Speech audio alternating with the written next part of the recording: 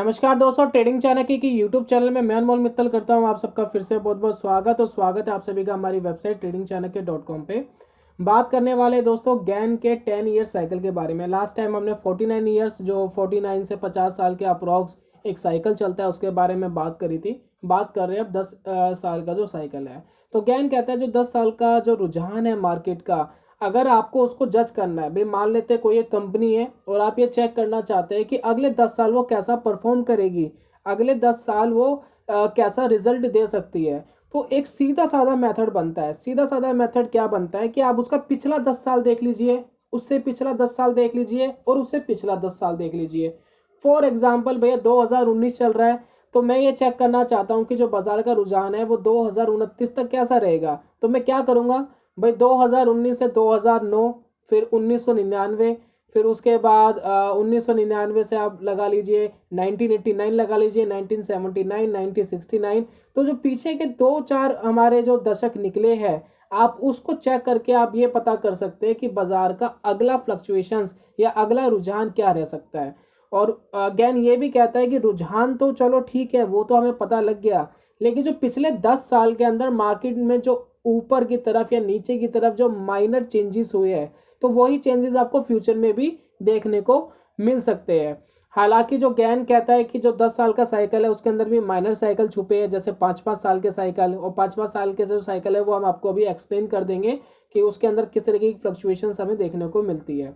दूसरा वो कहता है कि जो गैन का जो मानना है जो 10 ईयर का साइकिल है कि ये भी 3 पार्ट में डिवाइडेड है।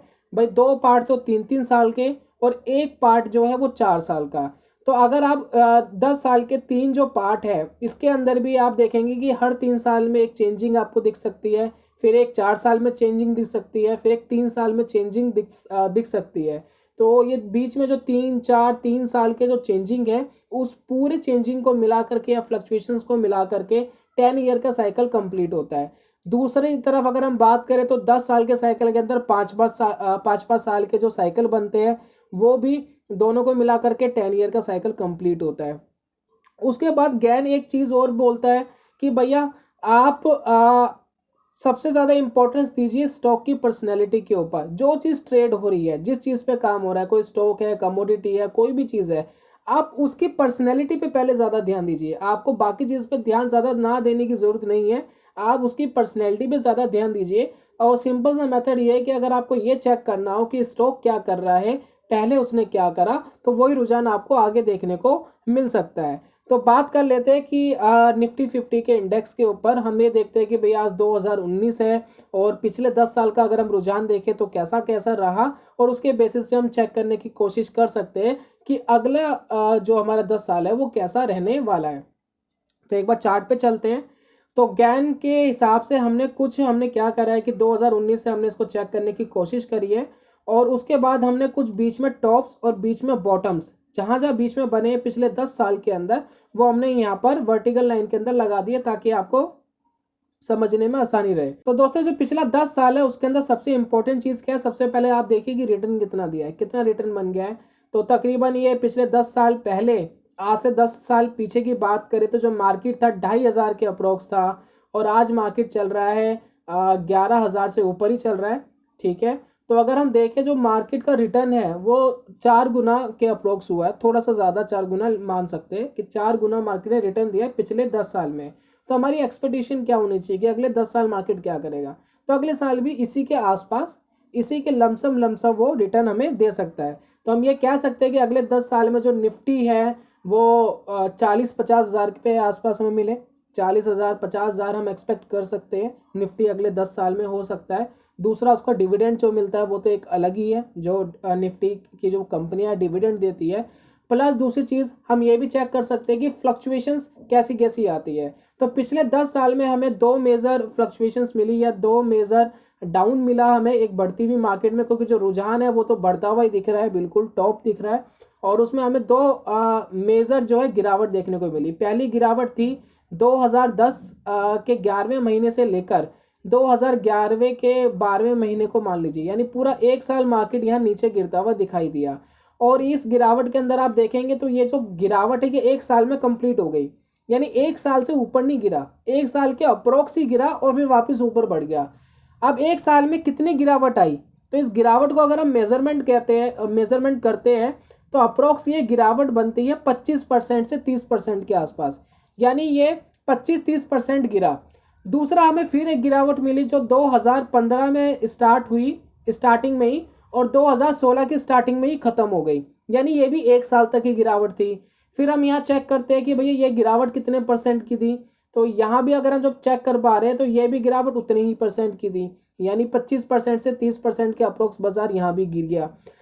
उसके बाद हम एक पीछे का रुझान भी चेक कर रहे हैं। पीछे का रुझान था 2018 का, जहाँ 2008 का, माफ़ कीजिएगा, 2008 की स्टार्टिंग में बाज़ार गिरना स्टार्ट हुआ था और फिर ये एक साल तक लगातार गिरता रहा था।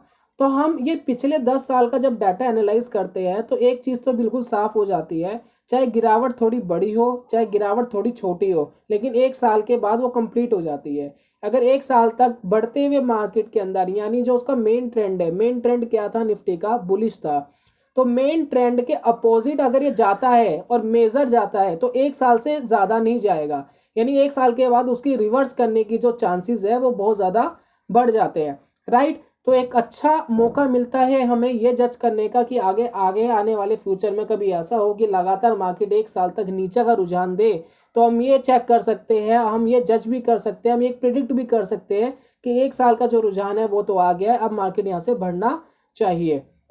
दूसरी चीज़ वो क्या कहता है कि जब गिरावट कंप्लीट हो जाती है तो आप ये भी चेक करिए कि कितने पीरियड के बाद मार्केट फिर गिरता है। तो अगर हम यहाँ चेक कर पा रहे हैं तो यहाँ 2011 से बढ़ना स्टार्ट हो गया था एंड से, और ये 2015 तक बढ़ता रहा था। तो हम ये कह सकते हैं जो 4 साल है, 4 साल मार्केट बुलिश रहा, ये बीच के जो 4 साल है मार्केट बुलिश रहा, उसके बाद एक साल कितने हो गए, 6 साल, और 2 साल यहाँ बुलिश था और 2 साल यहाँ भी बुलिश था।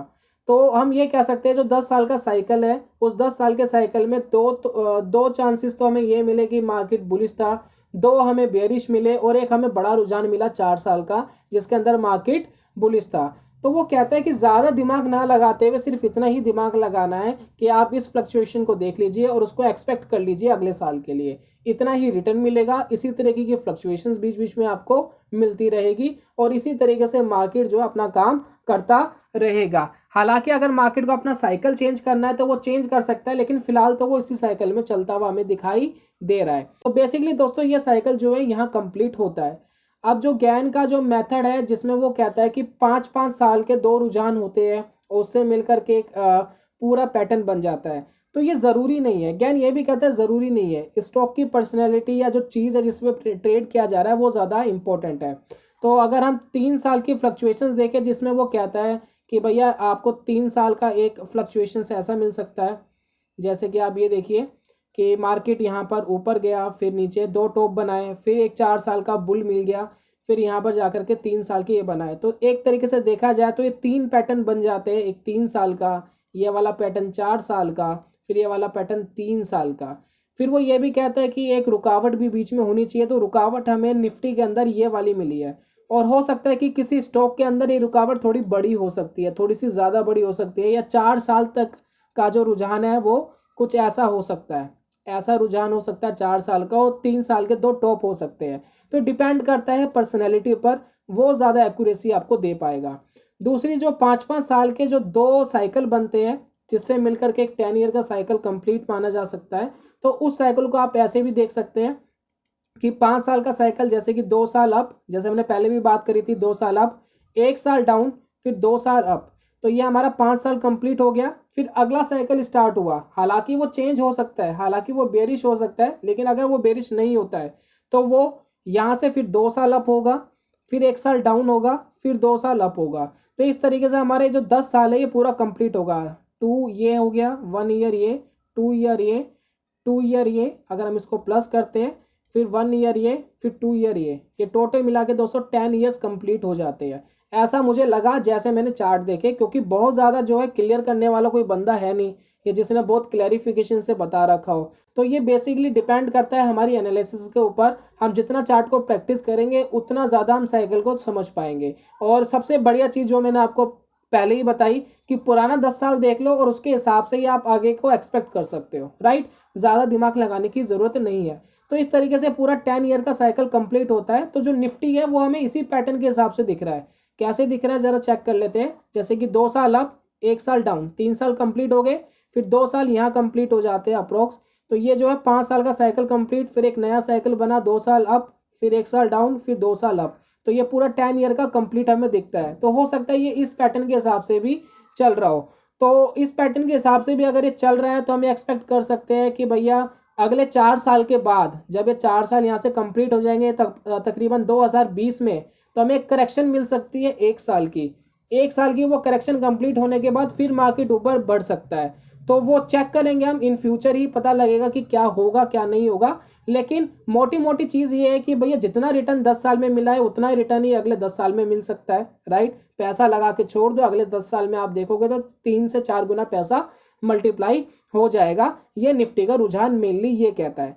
तो सिंपल सी चीज़ ये है दोस्तों। और साइकिल को समझने के लिए सबसे ज़्यादा ज़रूरी ये है कि आप सबसे पहले पुराना चार्ट देखिए, पुराने चार्ट को एनालाइज कीजिए और एक्सपेक्ट कीजिए कि अगले 10 साल क्या होगा। और उसको प्रैक्टिस करने का मैं एक तरीका भी बता रहा हूँ। आप फ्यूचर पे डिपेंडेंट मत रहिए। जैसे कि मान लीजिए हमारे पास चार्ट कम था, लेकिन आपने कोई पुराना चार्ट देखा, तो आप 10 साल को पहले आगे के निकाल दीजिए और पुराने 10 साल को देख करके आप देखिए कि उसके बाद का रुझान बिल्कुल ऐसा रहा है या नहीं रहा है। उससे आपको काफ़ी मदद मिलेगी ये समझने में कि जो साइकिल है वो किस हिसाब से चल रहा है। तो यही था दोस्तों आज की वीडियो में। मिलता हूँ जल्दी नेक्स्ट वीडियो में कमाल के कॉन्सेप्ट के साथ। तब तक के लिए goodbye, God bless you, bye bye दोस्तों।